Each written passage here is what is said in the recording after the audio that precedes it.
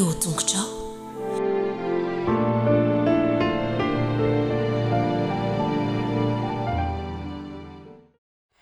Miderahany Jehovah fa tsara izy fa mandrakizay ny famindram-pony. Miderahana Andriamanitra avy indrindra fa mandrakizay ny famindram-pony. Miderahany tompony tompo fa mandrakizay ny famindram-pony.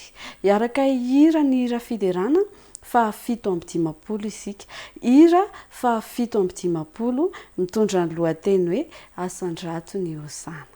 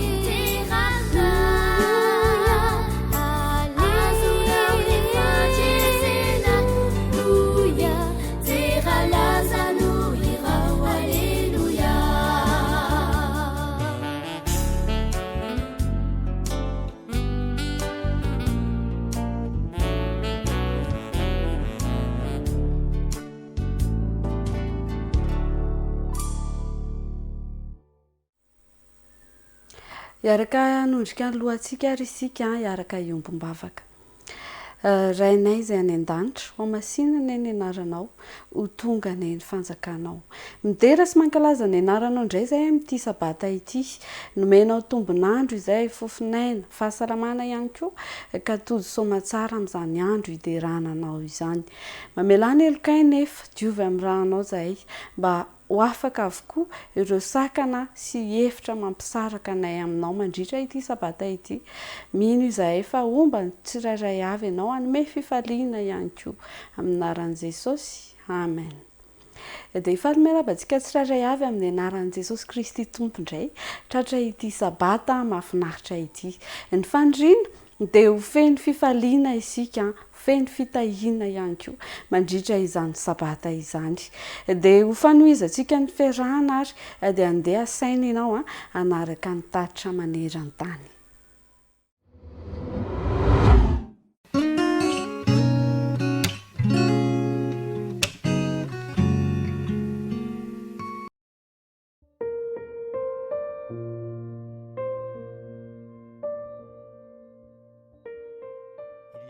Telopolo taona lasa izay ny fiangonana adventiste niditra tamin'ny fanavaozana ny fomba fiasa izay tsy maintsy hanova endrika tanteraka ny fiangonana. Nijery ireo faritra izay sarotra isana ny tompona andraikitra. Na dia mitombo haingana aza ny isan'ny membre any amin'ireo faritra sasany eto amin'izao tontolo izao, dia mbola misy ireo faritra izay tsy mbola misy olona voakasiky ny hafatra mihitsy. Mora tokoa ny miasa any amin'ireo toerana izay mandesy milamina tsara, kanefa misy ny zavatra izay tsy maintsy hovaina raha toa ka hamaly ny antso hiasana amin'ny firenena rehetra isika.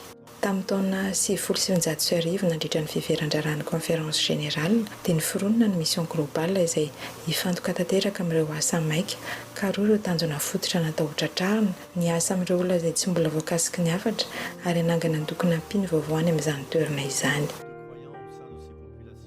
Hatramin'ny taona 1970 ny fiangonana adventiste dia nitombo afefatreny ny isan'ny membre antapitrisany ireo fanahy vaovao izay ninoan'i Jesosy sy lasa ho isan'ny fianakaviam-ben'ny fiangonana avy any amin'ireo faritra sy foko ary kolontsaina hafa.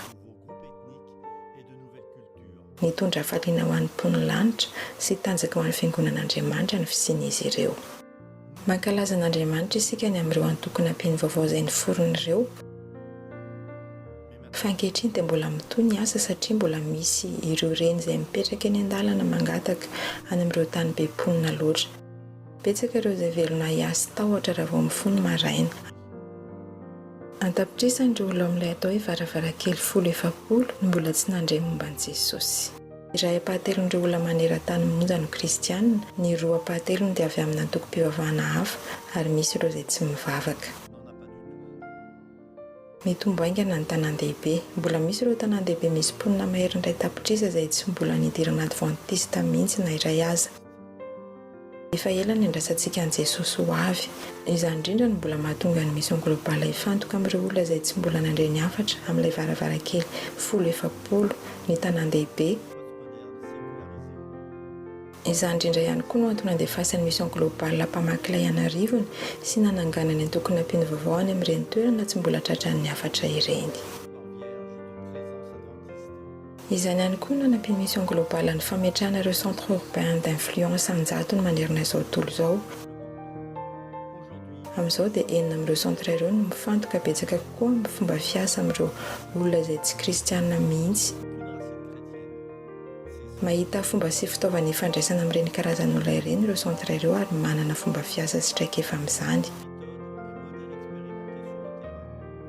Ny tanjona dia ny hanafoanana ny elanelana mba tonga ny olona azo sy hanaiky ny filazantsara. Nideran'Andriamanitra isika ny amin'ireo fanahy tapitrisany izay efa nahita fiadanana sy fanantenana tao amin'i Jesosy nandritra izay niasany mission globale izay. Kanefa dia mbola mila mpamakilay betsaka hatrany isika, mbola mila manangana centre urbain d'influence hatrany ary indrindra mila vavaka bebe kokoa ihany koa.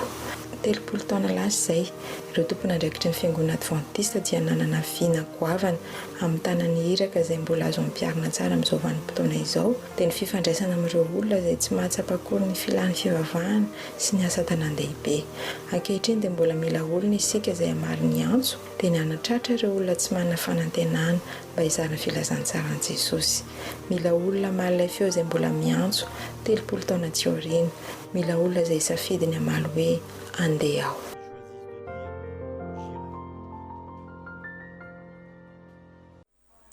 Tonga indray ny fotoana merenantsika ireo lesona isan-tsokajiny. Ahitana ny zaza-minono, zaza-bodo, dia eo ihany koa ny ankizy, ny tanora ary ny zatovo. Famelohan'izay aloha dia asaina isika tsirairay avy hiaraka hitsangana, hiaraka hiredona an'ilay hira mitondra ny lohateny hoe mitenena.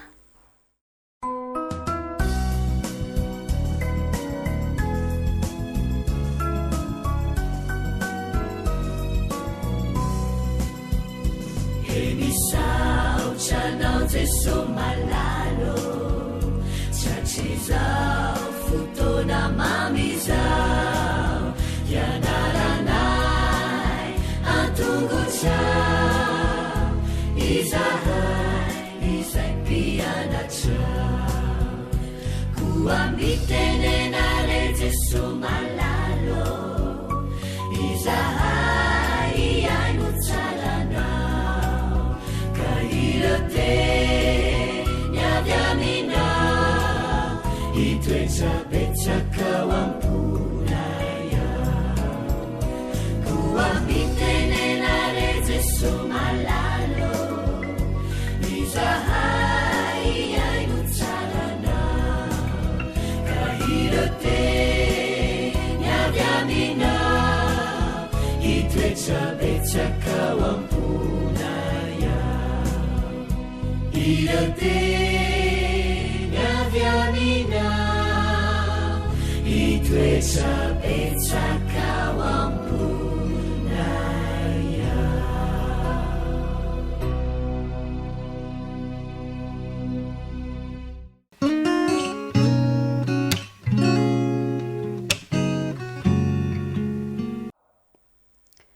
rakizy kely tonga eo amin'ny fotoanany sasaminonontray mahafinaritra moa lesony sasaminono tantaran'i jesosy sasakely mbola toizantsika indray lesona fa mankatoerana tsara aloha aingana mipetraka tsara daholo eo ampifon'ny dadasineny dia mihaino tsara fa aminao lesona indray tsika fa mbola ihira indray tsika ifampiarahaba dia rehefa aveo hivavaka dia izay vao manao lesona efa mahazatra tsika efa hay tsara ny hira ao ary 1 2 3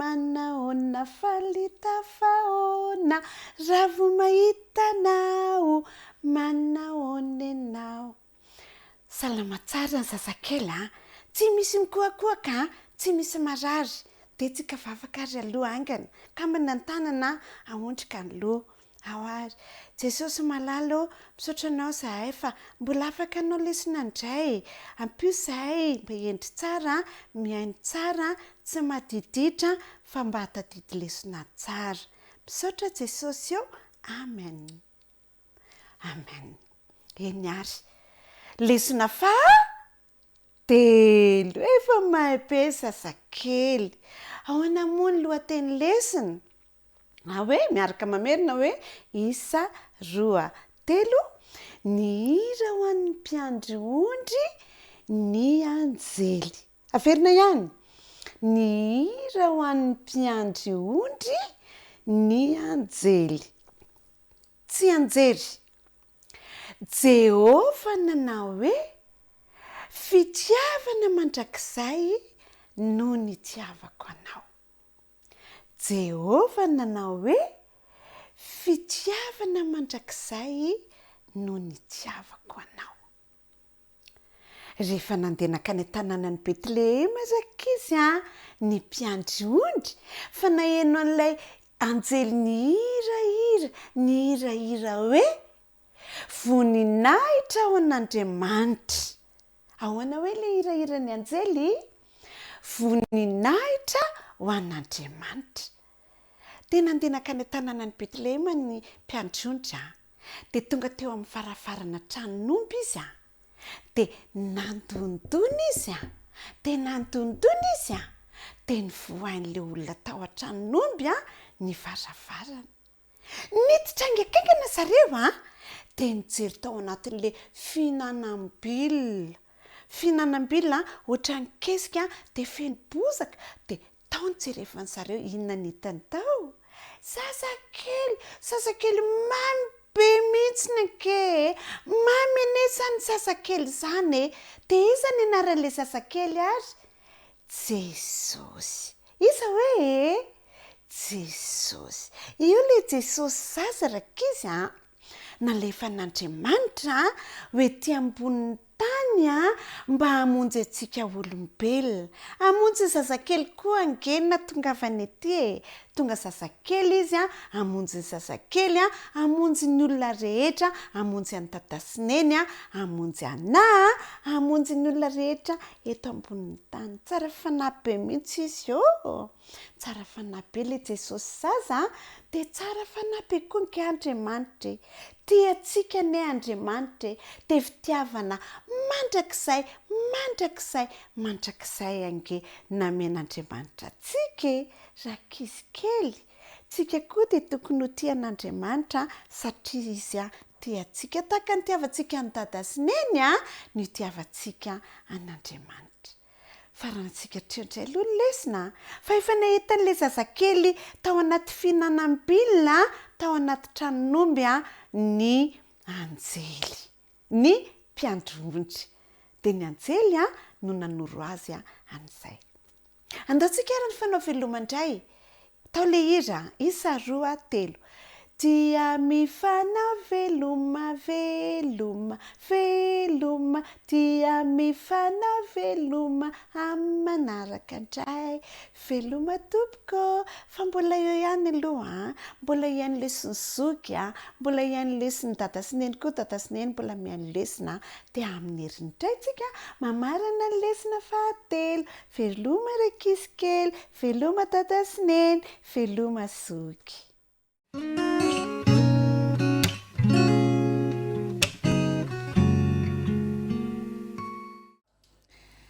Misaotra an'Andriamanitra indray sika ary zazabodo fa tratry ny sabata. Salama avokoa velonareo e.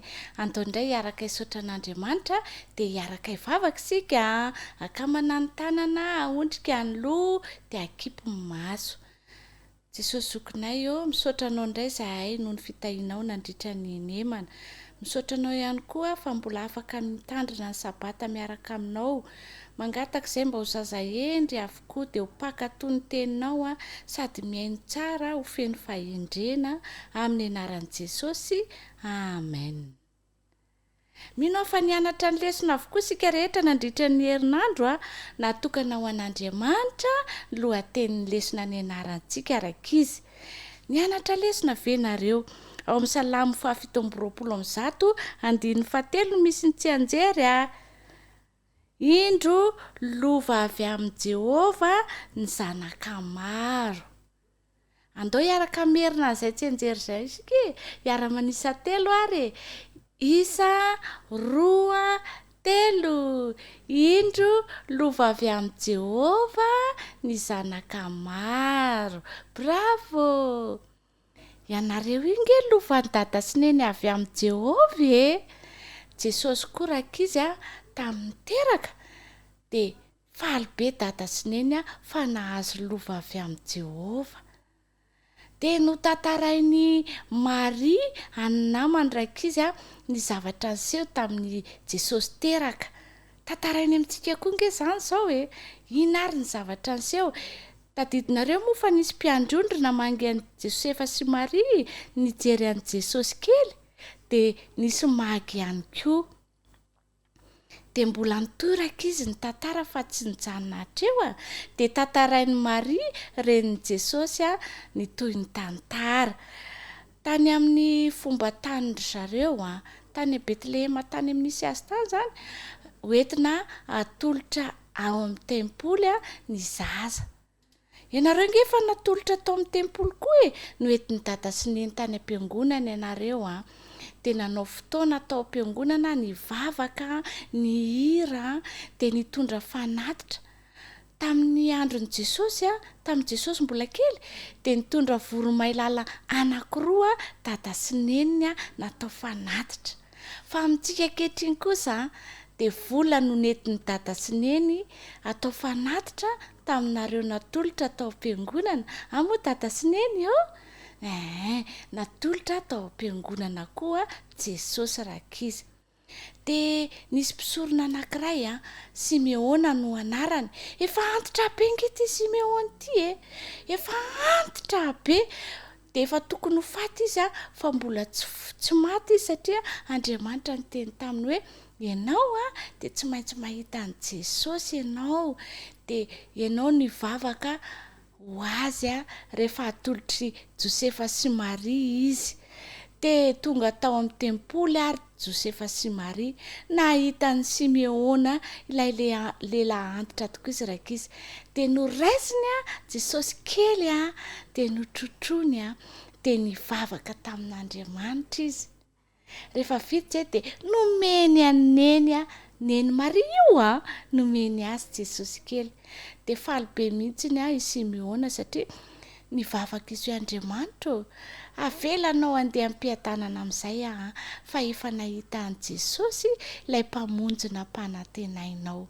Izany hoe efa ho faty amin'izay zany i Simeona. Fa faly be nge Simeona tsy nalahelo izy hoe ho faty fa faly be izy fa nahita an' Jesosy mpamonjy.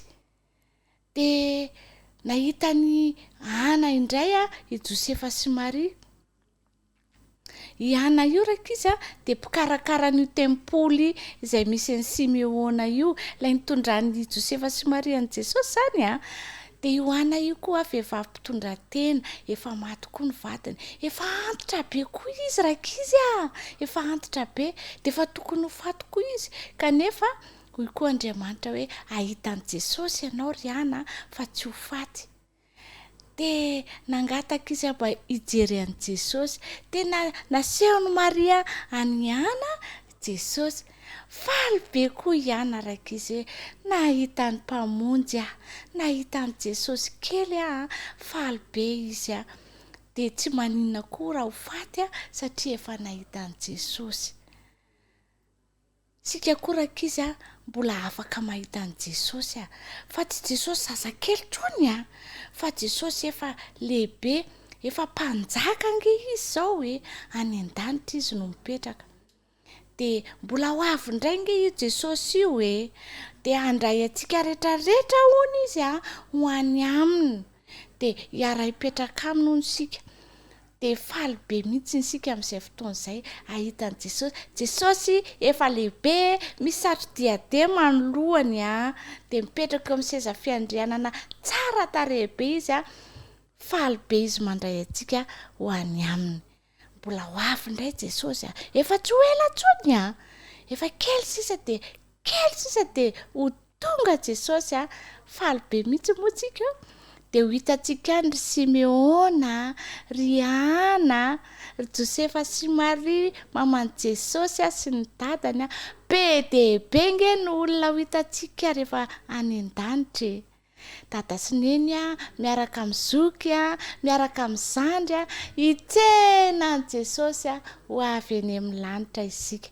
Dia mbola hita anjely be dia be koa mihitsika dia hiaraka hihira amin'ny anjely tsika amin'izay fotoana izay. Nareo ve tia be an'izany? Zaho aloha tia be an'izany. Nareo koa ve?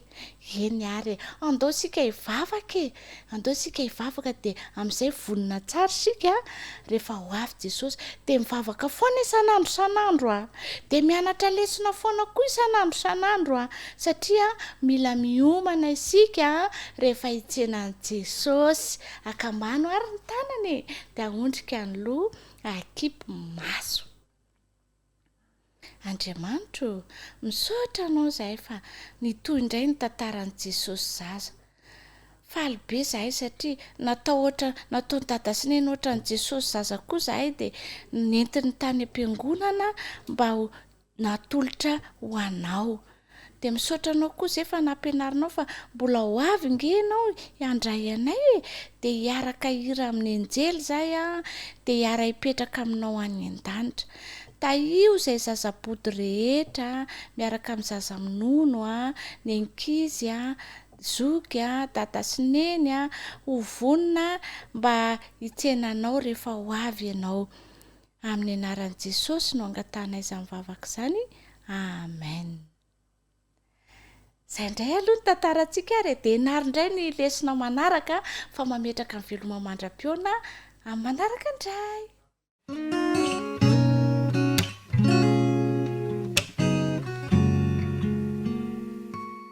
Amin'ny fofeno aravona tokoraka izy no hiara-bako anareo indray amin'izao sabata mahafinaritra izao. Tafaraka eto indray itsika kely sisa dia ho avy ny faran'ny taona dia isaoran'Andriamanitra fa afaka nianatra lesona nafinaritra be tsika teto nandritra ity taona ity.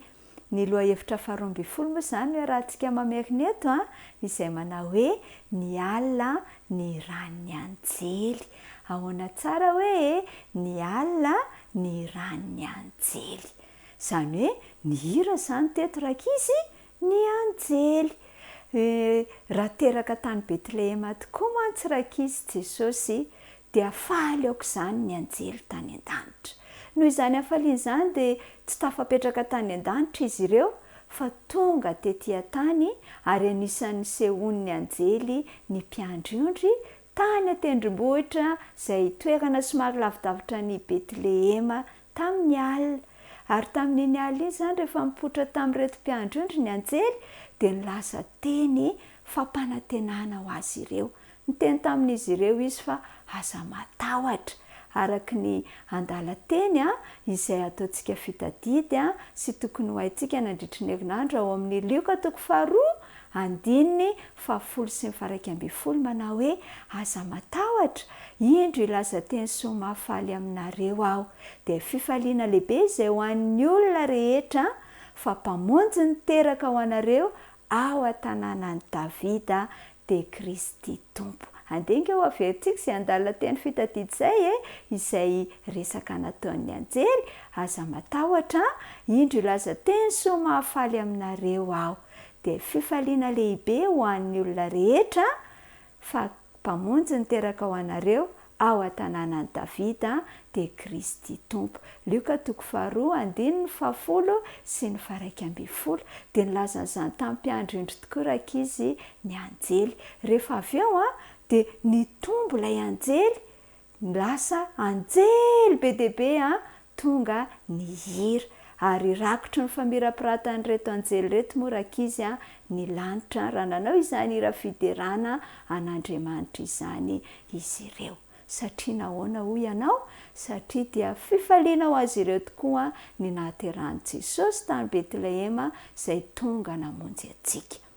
Dia nasaina rehefa lasa ny anjely dia nasaina ireto mpiandro reto andeha hijery an'i Jesosy ary dia lasa tokoa izy ireo nijery an'i Jesosy. Inona re no lesona tiany Jesosy ampitaina amintsika amin'izany lesona mahafinaritra, tantara mahafinaritra be izany rankizy. Tsy Jesosy teraka tamin'ny Betlehema intsony anie io andrasantsika io fa Jesosy efa any an-danitra. Jesosy ho avy indray.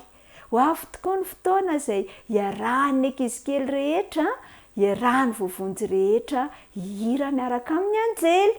Mba mahaliana anareo ve izany? Mba ho tianareo ve izany? Eny tokoa rakizy, afinaritra tokoa izany dia hoy izy ianao hoe roviana rehefa ho avy eny amin'ny raha ho alanitra Jesosy.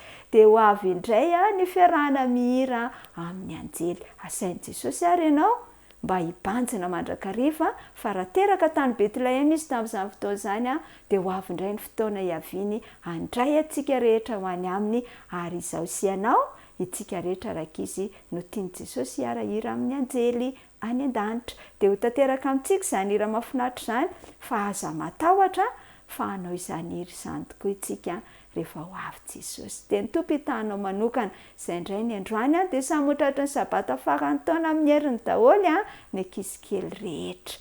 Dia veloma ary e!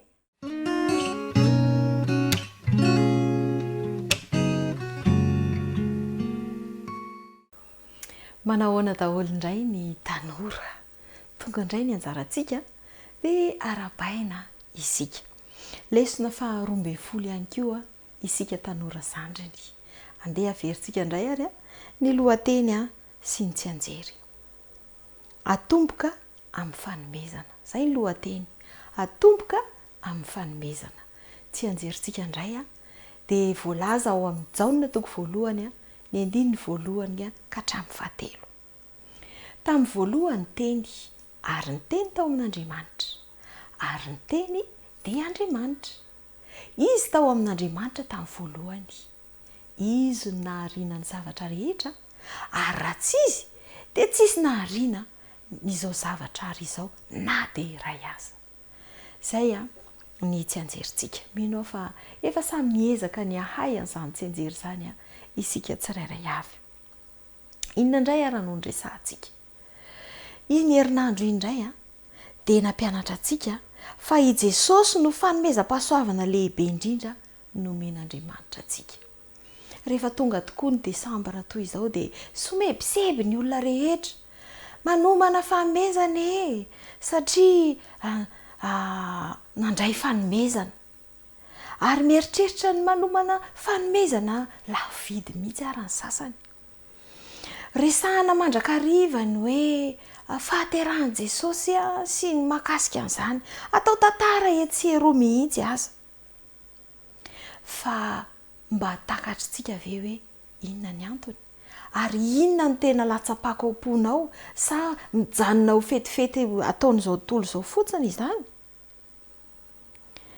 Ny zavatra lehibe dia sy tokony ho takatsika nandritry ny herinandro iny dia izay voambaran'i Jaona. Nambaran'i Jaona fa tamin'ny voalohany ange dia efa nisy Jesosy. Talohany namoronana an'izao tontolo izao mbola tsy nisy akory isika, mbola tsy teraka isika. Dia efa niarana nanomana izany fanomezana tsara indrindra izany Andriamanitra sy Jesosy miaraka amin'ny fanahy masina. Efa nomanina sahady ny famonjenantsika. Mbola vao tsy namboarina akory dia efa voahomana izany. Satria amin'izay raha sanatria latsaka ao anatin'ny fahotana ilay olombelona vao hoforonina dia tsy maintsy hanavotra azy isika. anome fanomezana lehibe indrindra isika dia Jesosy Kristy zany. Tsisy afaka manolo an'izany afa-tsy Jesosy Kristy irery ihany. Zany ilay fitiavan'Andriamanitra. Izay natonga ilay lohateny hoe atomboka amin'ny fanomezana. Natomboka Andriamanitra tamin'ny fanomezana ny zavatra rehetra. Zavatra mampalahelo anefa dia izao. Fanomezana lafo vidy indrindra na ny arena rehetra eto amin'izao tontolo izao ary tsy ampy atakalo an'izany fanomezana izany. Fa ny sarobidy indrindra no efa nomena antsika kanefany tsy mba nandray izany ny olombelona, tsy niraika akory ary tsy mandray an'izany amin'ny fony manontolo dia nanjary mampalahelo an'Andriamanitra ihany izany. Ny zava-misy ihany koa dia lasa sarotsarona amin'ny fanaovana zavatra ivelambelany fotsiny ny zavatra ambaran'ilay fanomezana lehibe. Ary raha petraka koa fanontaniana hoe inona ny azontsika atao, inona ary zany no takalozontsika n'izany fanomezana lehibe izany, dia tsotra ihany. 0 ariary. Maimaim-poana ny any ataontsika dia ny mandray fotsiny ihany. Dia rehefa raisintsika izany dia omen'Andriamanitra antsika maimaim-poana amin'ny fahafenony ilay fanomezana dia ilay zanany izany. Ary tsy mijanona eo fa ahatonga antsika anan-karena indrindra satria ny arena ny lanitra manontolo dia atolotr'Andriamanitra antsika noho ny amin'ny zanany. Ary ny fiainana mandrakizay ny tonga zanak'Andriamanitra mihitsy no atolotr'Andriamanitra antsika miaraka amin'izany fanomezana lehibe izany. Noho ny amin'ny Jesosy zany dia lasa mpanan-karena manana fanomezana ngezabe itsika tsirairay avy. Inona ary zany fanapa-kevitra ho raisintsika indray?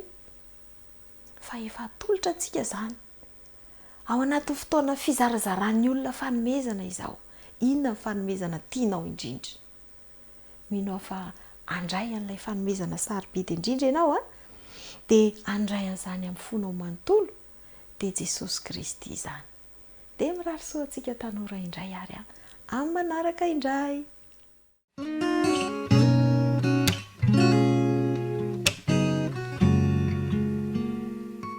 Amin'ny fifaliana indray no iara-panan'ny tanora 13 taona sy 14 taona rehetra natratra izao fotoana miarenantsika ny lohahevitra 12 izao indray, izay nahitantsika ny lohateny hoe ny fikajian'ny tontolo iainana andraikitra masina tandrify antsika. Ny tsenjery dia izay hitantsika tao amin'ny Salamo 9:1. Andeha raha antsika mamerina izany. Efa nampanjakainao amin'ny asany tananao izy, ny zavatra rehetra dia nataonao eo ambanin'ny tongony. Mifampiakina avokoa ny zavatra miseho rehetra eto amin'izao bolabola tany misy antsika izao. Nahitantsika tantara ny tendrombohitra anankiray atao hoe Tambora tany Indonezia tamin'ny 10 avril 2019.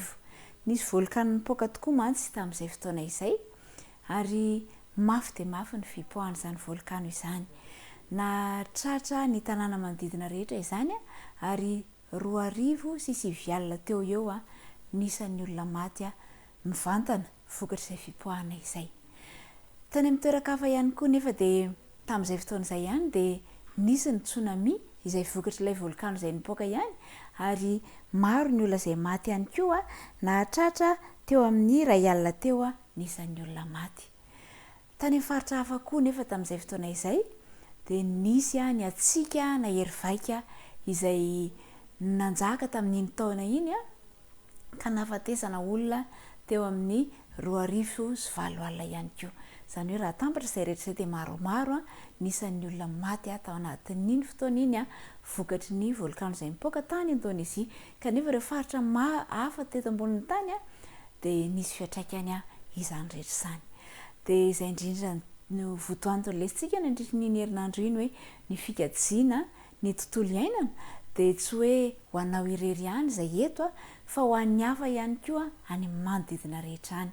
Hoy ny teny soratra masina hoe hatiavana namanao tahaka ny tenanao. Dia izao fanehoana ny fitiavanao ny namanao dia ilainao ny mikajy ny tontolo iainana. Mety tsisy vokany eo ny eo ny fikajianao amin'ny tontolo iainana eto amin'ny tany izay misy ianao kanefa kosa mitondra soa mitondra vokatra tsara ho an'ny afo zany amin'ny fotoana any ariana any. Dia azavariana mipetraka fotsiny mijery findaina mijery fahita lavitra fa kosa aoka ianao andray fanapa-kevitra ny amin'ny aizanao mikolokolo ny tontolo iainana izay misy ianao. Misy fitenenana hoe rehefa tsy mandoto dia zavatra tsara zay eo amin'ny fikajiana ny tontolo iainana ary tena marina tokoa izany.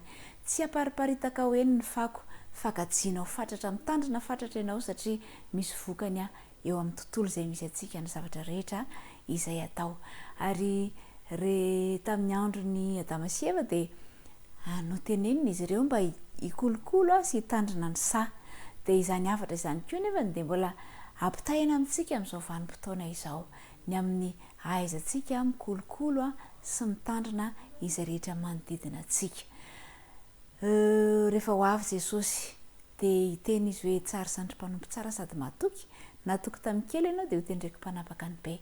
Ny rariko dia izao hoe ny tanora mantoanto rehetra dia manana andraikitra goavana eo anivon'izao tontolo izao ka hay kolokolo hay hitandrina ny tontolo iainana izay misy azy ireo arak'ilay tsenjery izay nataontsika teo hoe efa nampanjakainao amin'ny tananao izy ny zavatra rehetra dia nataonao eo ambanin'ny tongony dia tsy hoe hitsakitsahanao fotsiny fa ho kolokoloanao kosa arak'ilay lohateny hoe ny fikajiana ny tontolo iainana dia andraikitra masina tandrify antsika tsirairay avy. Dia maniry mba ny tanora mantoanto rehetra dia ho tanora tia mikolokolo ny tontolo iainana izay misy azy ireo ary rehefa ho avy Jesosy dia ho mahatoky ho voalaza fa mahatoky amin'izany zavatra izany. Dia maniry fampiarana tsara re veloma dia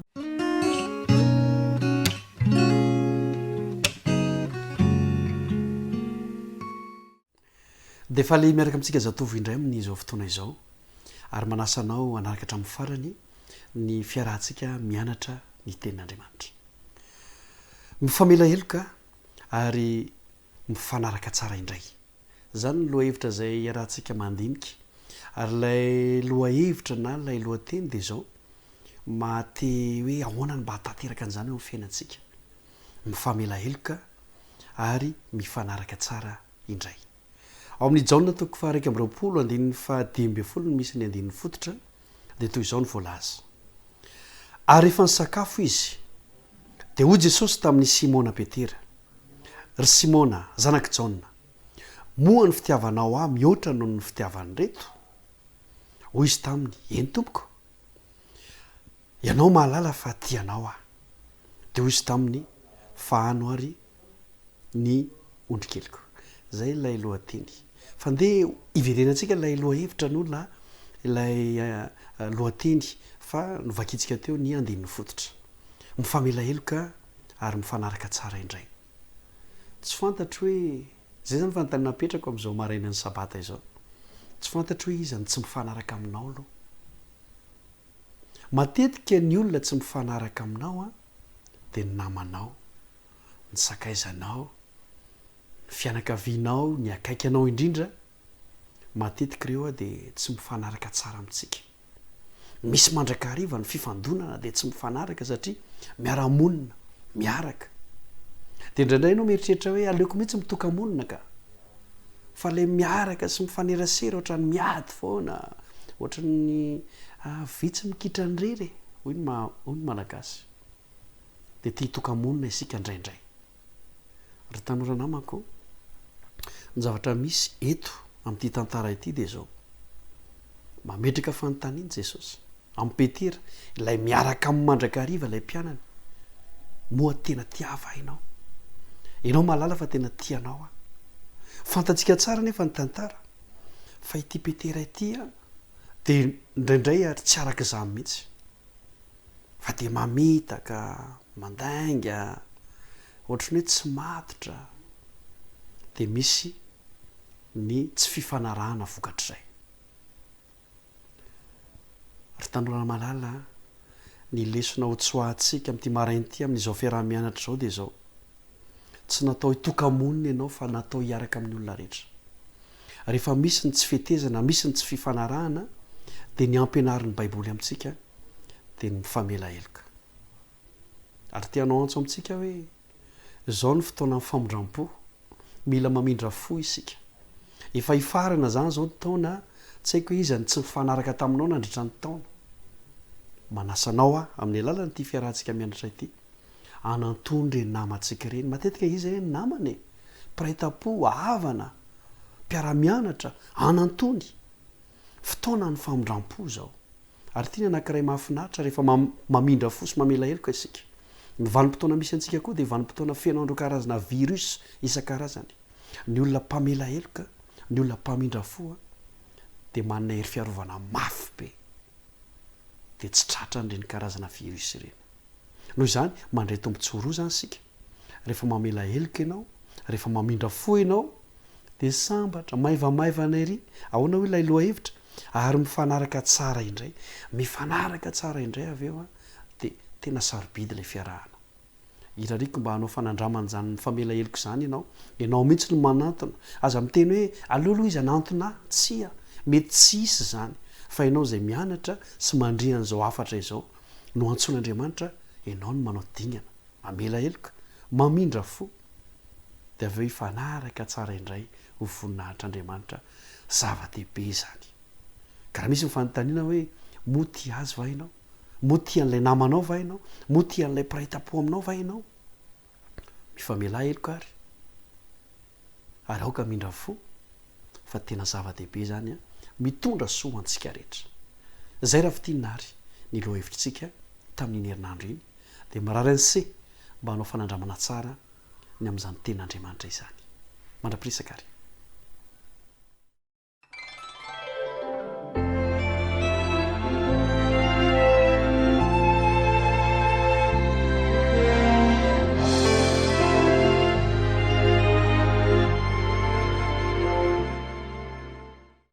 dia efa nahazo ny anjarany ary iny ny ankizy sy ny tanora tsy ho avelantsika ho diso anjara nefa ny famerenan-desona ho an'ny tanora zokony lehibe ihany koa famelohan'ny anarahantsika izany dia andeha isika hiaraka iredona ny hira fahadimy amby valopolo amby zato hira fahadimy amby valopolo amby zato ny teninao rehetra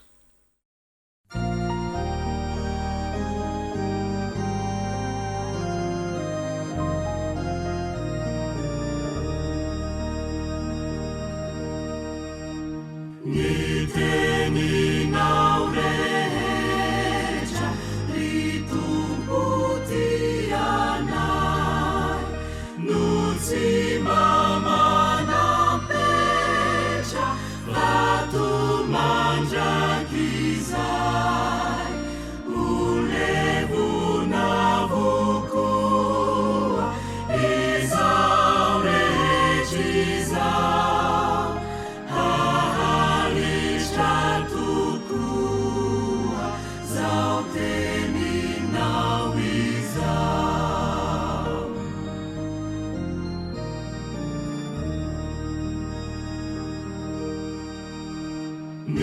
Tenini Baibuli nu sabacetinai Hagesini devuli lai favalunai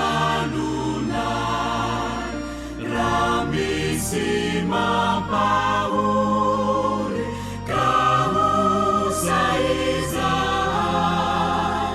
Ni teninao maheri manjari tanjakar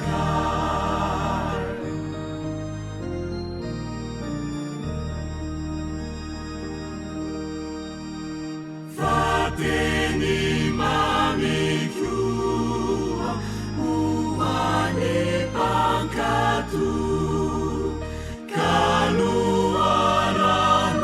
kaluaranusua dibuja awampu ufanu mezantuki niazuni manzu siani mahavuki mamelunanifu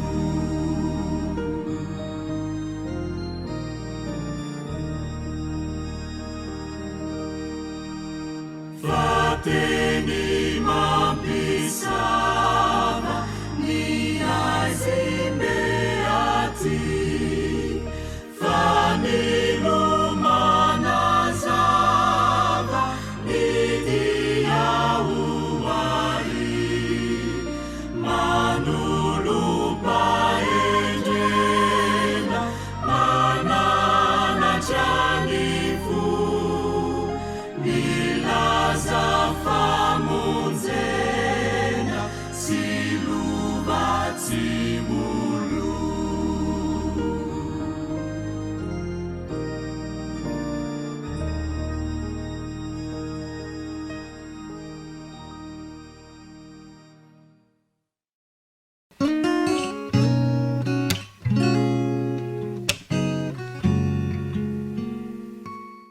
fifaliana indray no iarabanantsika tsirairay avy na tratra ity sabata masina avy amin'andriamanitra ity mirary sabata feno fitahina araka izany feno fahamasinana avy amin'andriamanitra ho antsika tsirairay avy tonga eo amin'ny famerenana ny lesona ho an'ny tanora zokiny isika ary ny lesona faharoambin'ny folo sahady izao iarahantsika mamerina izao be izay fitahina efa niraisitsika tanatin'ny telo volana izay ary mbola tsy ambakan'izany koa ity androany ity ny lohahevitra faharoambin'ny folo moa ilay niarahantsika nianatra mitondra ny lohateny manao hoe hira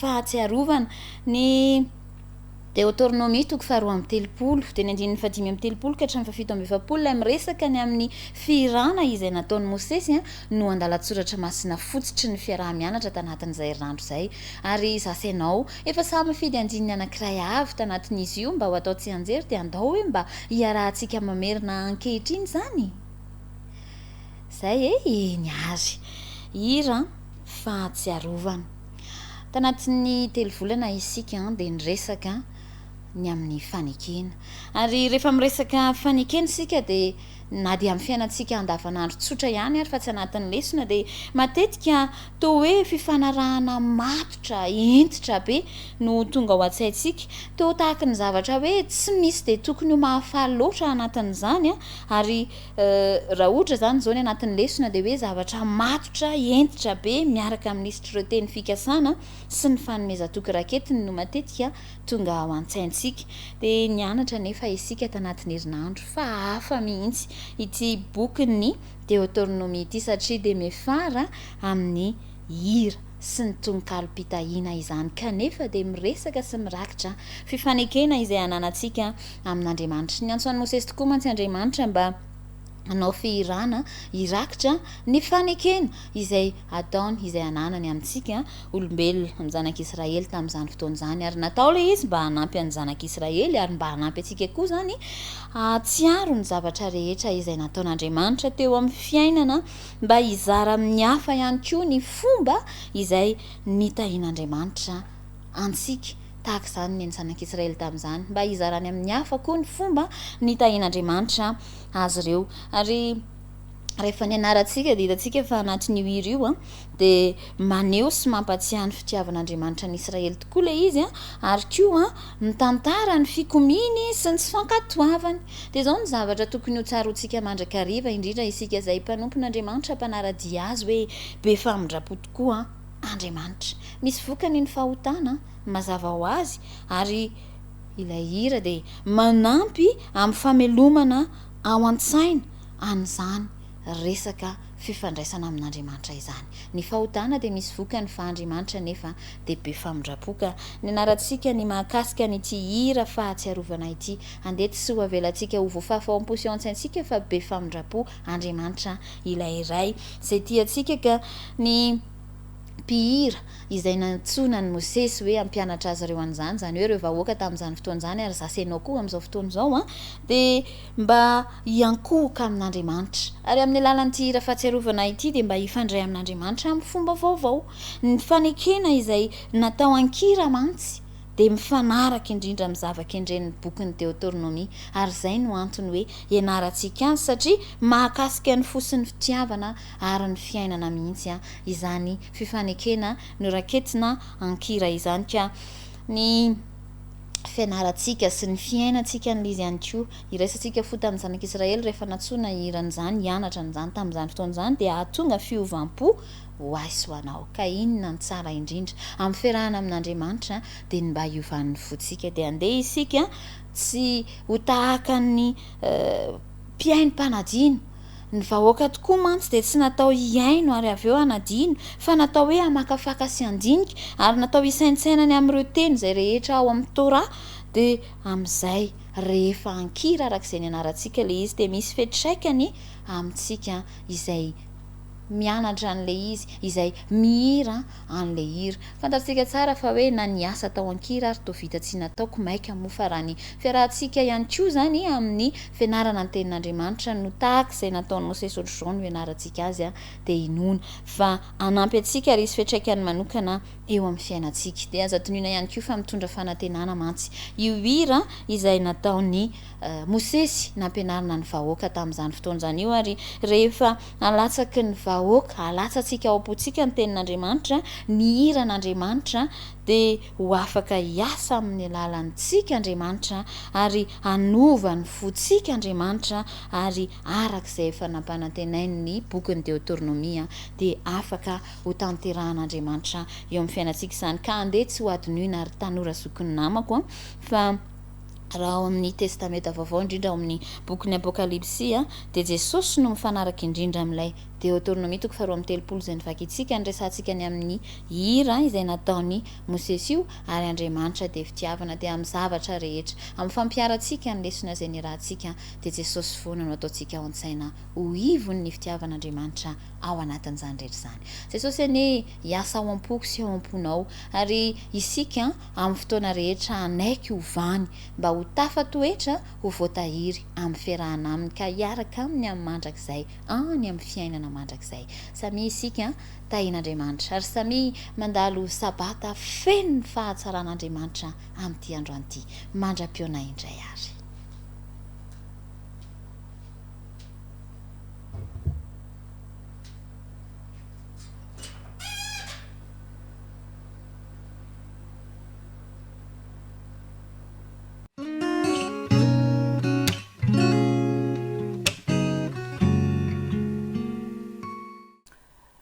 manolotra ny fiarabana ary faly tafahona finaritra aminao indray a atao anatin'ny fandarantsika ny herinandro faharoambin'ny folo tamin'ilay loha hevitra hoe ny famarinana amin'ny bokyny deuteronomia no manoloanantsika kehitriny ary zany herinandro faharoambin'ny folo zany dia nomena ny lohateny hoe ny deuteronomia ao amin'ny testamenta vaovao andeha hiaraka hivavaka aloha isika mialoha ny anarantsika ny fandarana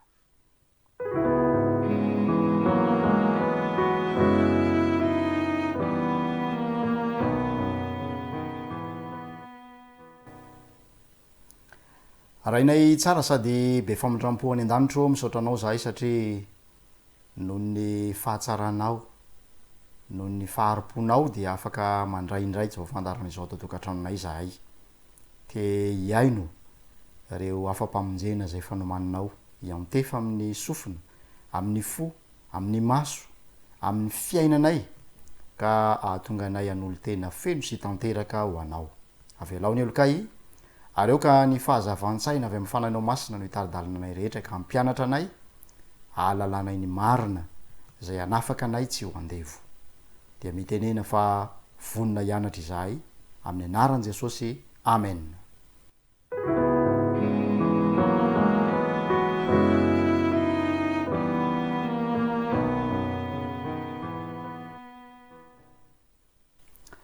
tonga soa indray ary atao anatin'ny fandarantsika ary manasanao anao jeritodika vetivety sady hamitinana iny herinandro faharoambin'ny folo izay nandalovantsika eny boky efatra izay matetika hita ao amin'ny testamenta vaovao indrindra ny bokin'ny genesisy ny bokin'ny deuteronomia ny bokin'ny salamo ary ny bokin'ny isaia maro am'ireo mpanoatra testamenta vaovao no naka andininy nanaka hevitra tamin'ireo boky izay everina fa tranain'ireo mba ho fanovozana hevitra sy fanohanana hevitra izay mifanojo indrindra amin'ny fahamarina ten'andriamanitra ampitaina arakaraka ny vanim-potoana nisy azy reo avy matetika indrindra tam'zany ny boky ny deuteronomia jesosy rehefa miteny hoe soratra masina miteny hoe soratra masina ao am'ireo fehizany teny nampiasainy to amin'ny testamenta vaovao de tadidio fa mbola tsy teo ny bokyny Matio, Marka, Luka, Jaona tam'izay fotoana zay mbola tsy teo reo epistily mbola tsy teo ihany ko ny bokyny apokalipsy fa rehefa miteny jesosy ny soratra masina dia miresaka ny testamenta taloha zany izy am'izay fotoana izay ny deuteronomie no boky anankiray zay nampiasainy jesosy mbetsaka indrindra rehefa nampiasa ny testamenta rehefa nanoatra to amin'ny testamenta vaovao izy ary zany hevitra nalainy zany de tsy mifanohitra anao vinanaovina am'izay tiana ambara am'le tontolo-kevitra zay nyresahany fahadosoana be vava mihitsy zany mihevitra hoe efa tamin'ny andron'ny testamenta taloha zany ka tsy manan-kery intsony fa jesosy aza zay tompony teny ilay teny tonga nofo dia nampiasany zany testamenta taloha izany mba ho filazana ny fahamarinana avy amin'Andriamanitra naloana ny fakapana ao amin'ny Mateo fahaefatra ny andininy fahaefatra zay nataon'ny satana taminy tany anefitra jesosy dia nampiasa ny tenin'Andriamanitra tsy niady hevitra tamin'ny satana izy fa naka andiny soratra masina anankiray nanao hoe fa voasoratra hoe ary anatin'izany dia feno fahefana ny tenin'Andriamanitra ka natonga ny satana ho lany aika teo amin'ny famelezana ilay zanak'Andriamanitra ao anatin'izany boky zay raha tsika mijery mandritra ny telovolana izany ny bokyny deuteronomia zany dia ahitantsika imbetsaka ny toetra an'Andriamanitra zay tsy mizatavan'olona toetra zay maneo fa mitovy ny fitiavan'ny olona rehetra na viaiza fiaviny na inona saranga zay misy azy nalarany eo amin'ny fiarahamonina tao anatin'izany rehetra zany dia nanantitrantitra ny maha tsy mizatavan'olon'Andriamanitra ny fanandramana rehetra zay nolalovanyireo mpitory ny filazantsara nanerana ny taonjato rehetra raha ohatra ka eto amin'ity zao tontolo zao ty no misy fitsarana zay atao dia rehefa misy roy mpihavanana am'ilay manana fahefana itsara na misy fifandraisana am'ilay manana fahefana itsara lay olona voaroiroy dia azo antoka fa na tiana na tsy tiana dia hisy endrika fitongilanana sy tsy andrariny zay tranga amin'ny fanapaha-kevitra zay ho raisana fa eo amin'Andriamanitra dia mahitsy ny fitsaran'Andriamanitra marina izany ary tsy mizahatavan'olona ihany koa miresaka indrindra ao amin'ny Galatiana fahatelo ny apôstôly Paoly mikasika ny amin'ny fanombonany Jesosy teo amin'ny hazo fijaliana voalazany zany andininy zany fa zay rehetra miantona amin'ny azo dia voaozana fahamarinana norantoviny apôstôly Paoly tany amin'ny bokyny deuteronomie zany ary mbola marina tamin'ny fotoana zay nanoratany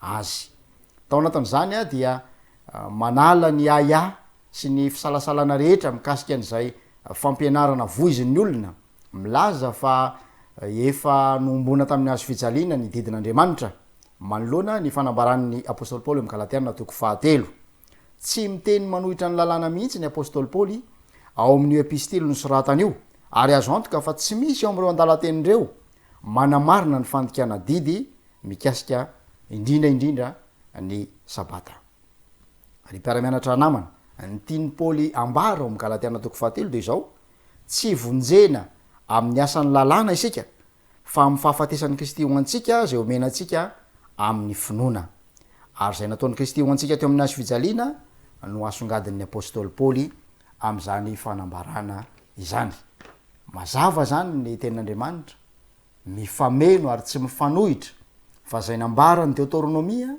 dia no amafesiny ny apôstôly Paoly amin'ny alalan'ny epistily nosoratany ho an'ny mpino tany Galatia voalazan'ny deuteronomie fa Andriamanitra dia Andriamanitra zay haniraka mpaminany amonjy hilaza ny sitrapony amin'ny olombelona imbetsaka Andriamanitra no nampitandrana ny Israely tsy hanao ny fanaon'ireo firenena manodidina azy ary ny mifanoatra am'izany no nasaina nataony de ny vavolombelona eo amin'izy ireo azotsika vakina ny deuteronomie fahaefatra ny andininy fahaenina ka hatramin'ny andininy fahavalo mampitandrana zareo ray Mosesy ao amin'ny toko fahavalo folo ny andin'ny fahasivy hatramin'ny faefatra folo ny amin'ny fanaony zay fahavetavetana eo imasony jehova taonjato maro ateorina de samyny laza io andalateny io na i petera na i stefana raha nanondro an' jesosy ho an'ny petera dia jesosy no fahatanterahany zay nambarany mpamina ny masina ao amin'ny asan'ny apôstoly toko fahatelo ka nindiny faraky am'roapolo ka tokony ankato azy sy zay ambarany ireo mpitarika nampiasa eo andelateny fantatry ny jiosy io ihany koa petera ary nampifandray zany tamin'ny jesosy sy ny tokony bebahany izy ireo noho ny am'izay nataony taminy asan'ny apôstoly toko fahatelo ka ny andininy fa 7 ao amin'ny toko fafito asan'ny apôstoly ihany ka ny andininy fafito am'y telopolo i stefana dia mitory an' jesosy na dia totopo-kevitra samihafa tamin'ny am' petera aza no nanambarany izany mitory ny mahamesia an' jesosy stefana ho fahatanterahana mivantana ny zavatra nampananten'andriamanitra tamin'ny alalany mosesy ry mpiara-mianatra namana zay manaraka ny fandaharana ny soratra masina iray manontolo dia manasongadana hevitra iray dia ny famonjena amin'ny alalan' jesosy ireryany ny bokyny deuteronomie de fa nampanantenany zany mpaminany ho avy amin'ny anaran'i jehova izany hitondra famonjena hitondra fanafahana ho an'ny vaokan'andriamanitra za hanambarany sitrapony sy anehoany zany amin'ny olombelona rehetra mahalina ny amerenan'ny paoly ny voalazo amin'ny deuteronomie io fananaran'ireo mpiony jiosy mba hitoetra ho mahatoky amin'andriamanitra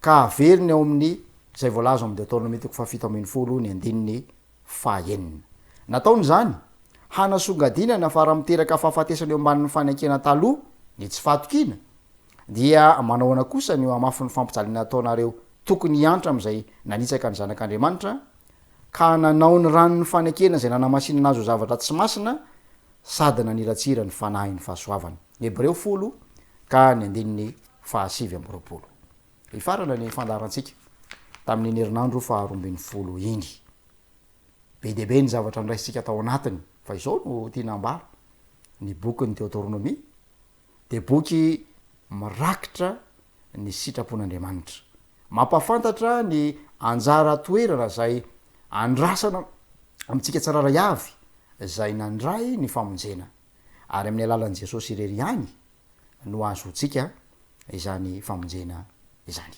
ny fandrina dia ho voarakitrampo hitondra fiadanana ary hanjaro fanapaha-kevitra ao amitsika tsararay avy izany afatra sarobidy no raisika ato amin'ny ten'andriamanitra izany andeha araka ivavaka isika isaotra an'andriamanitra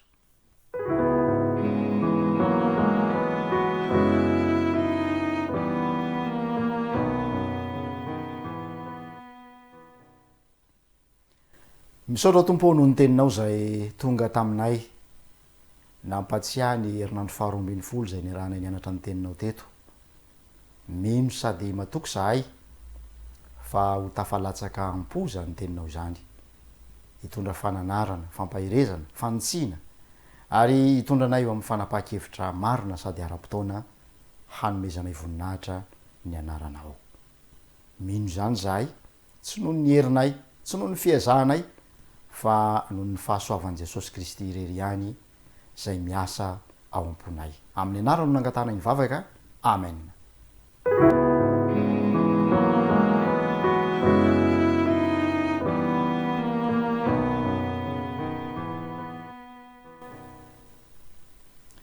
tonga soa ao anatin'ny fotoanany fanatitra ny sekoly sabata indray isika koa fifaliana ho any manasanao andray anjara am'izany fotoan-dehibe izany zay ahafahanao miara-miasa amin'andriamanitra ho famonjena fanahy ity feokeryty no etsika manomana sy manolotra izany fanomezana zay no manitsika izany koa dia mirary fahirezana ho anao indrindra tomboky lasy tomboky vavy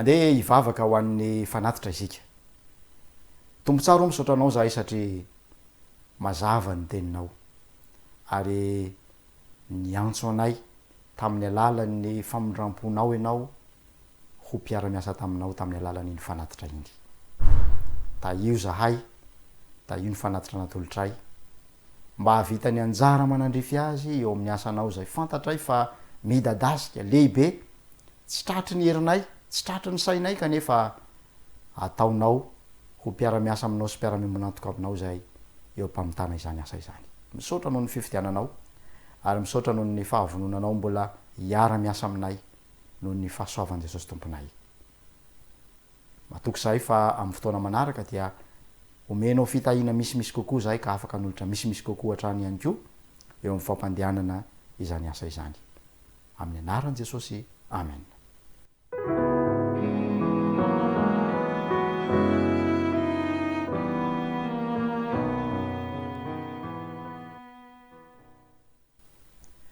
mirary so indrindra ary manantena fa mbola eo nao finaritra aminao etondray amin'ny fotoana manaraka ny namanao rehetra zay niaraka nantotosan'ny fandarana androany a napitany mandra-piteny mandra-piaino mandra-piresaka ho amin'ny manaraka inay sambotain'andriamanitra sika mianakavy